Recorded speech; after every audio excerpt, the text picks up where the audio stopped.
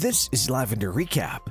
In today's video, we'll be going through a neo-noir psychological crime thriller film from 1995 called Seven. Spoilers ahead. Watch out and take care. The city is too loud, and Somerset is trying to sleep with the help of a metronome.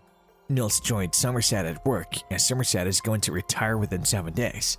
Somerset underestimates Mills because he believes Mills doesn't have the stamina to deal with all the holy bad shit of the city.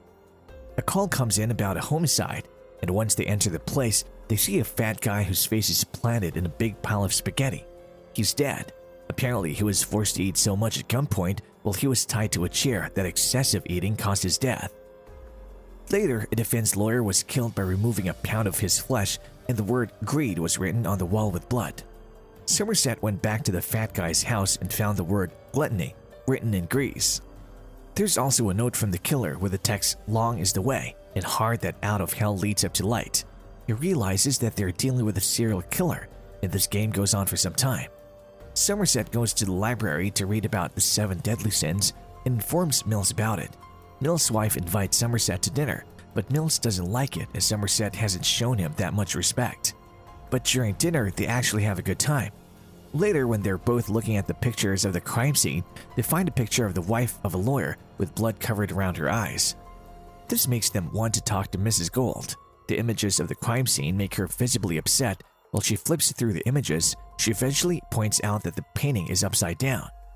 Somerset and Mills take a look at the painting, and after dusting the wall behind the painting, they find out that the words "Help me" were written down on the wall behind the painting in fingerprints.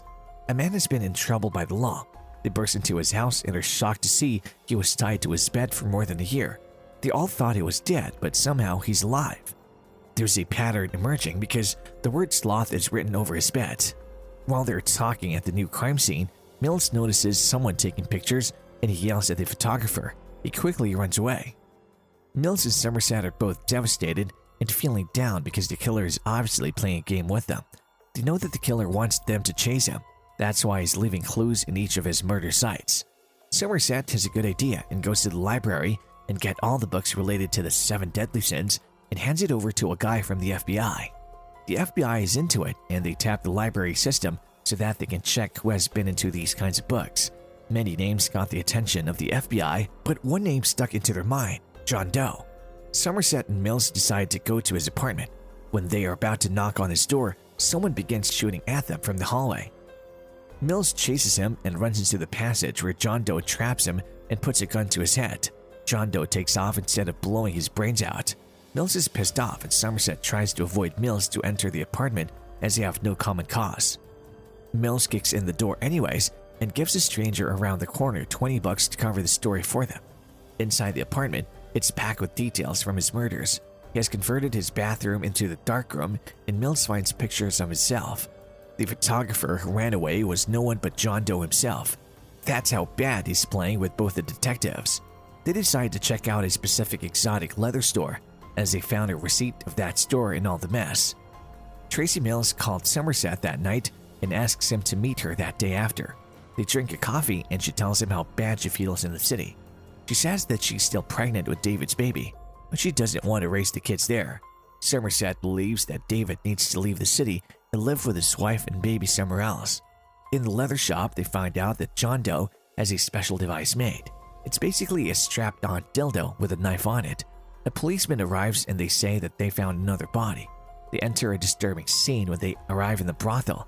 A man wears the custom-made dildo and is still alive, but there is a dead prostitute who got killed while she was penetrated by a knife.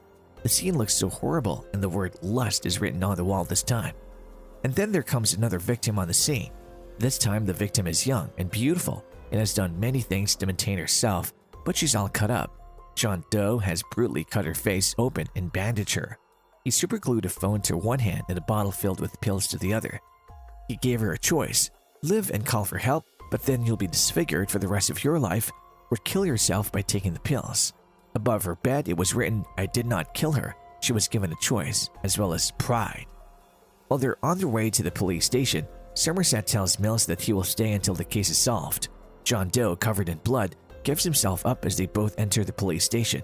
There are 2 more sins left, and everybody's confused why John Doe showed up already. John Doe's lawyer says that he will show the other two bodies and sign the confessions if both Mills and Somerset go for a drive with him without any other police officers. If Somerset and Mills do not agree with this, he will plead insanity across the board. Mills and Somerset both agree on this and are driving him around in a car. A helicopter is following them. Somerset is interested in John Doe and asks him who he is. Mills is not so calm and he's mocking him. He tells him he's a psychopath for killing all those innocent people just for fun. But John Doe has other things to look for. He goes off and mentions that those people are not innocent. A greedy lawyer who puts criminals on the street for the sake of money, a disgusting fat guy, a drug-dealing sloth, a whore, and a girl who only cares about looks. He has a vision that there are bad things in the world because we all accept these bad things in our life. They drive John Doe to an abandoned place as he wishes. Mills is led by John Doe into the fields. Somerset stays by the car as a van starts to appear and he rushes over there to check the van. John Doe tells Mills that he admired him and that he envied his life. Mills doesn't want to hear it and tells him to shut up. Somerset approaches the van and finds out that John Doe has paid the driver to deliver a box to this spot at this exact time. The box is especially for Detective David Mills, and Somerset feels there must be something shocking in there.